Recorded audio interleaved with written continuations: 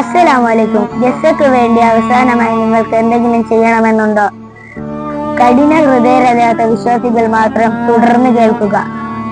സുഖമായി ജീവിക്കുന്ന നാം അറിഞ്ഞു കാണുമല്ലോ, ഗസ പിടിച്ചെടുക്കാനുള്ള പദ്ധതി ഇസ്രായേൽ ക്യാബിനുകൾ അനുമതി നൽകിയിരിക്കുന്നു.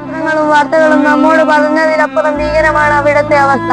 81% ജനങ്ങളും ഭക്ഷ്യോപയോഗത്തിന് വേണ്ടി വളരെ ക്ഷാമം അനുഭവിച്ചു കൊണ്ടിരിക്കുകയാണ് എന്നാണ് UN. 10-9 കുടുംബങ്ങളും ഒരു നേരത്തെ ഭക്ഷണമെങ്കിലും കിട്ടാനായി നെട്ടോട്ടമോടുകയാണ്. ഹൃദയം തകർന്നു പോകുന്ന മുറിവുകളുടെ മാത്രം ലോകമായി ഒരു നാട് മാറിയിരിക്കുന്നു.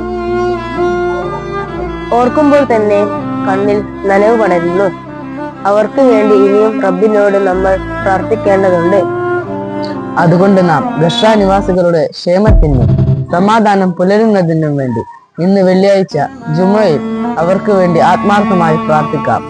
അള്ളാഹുവെ, അവർക്ക് നീ സന്തോഷവും സമാധാനവും നൽകണേ. ആമീൻ.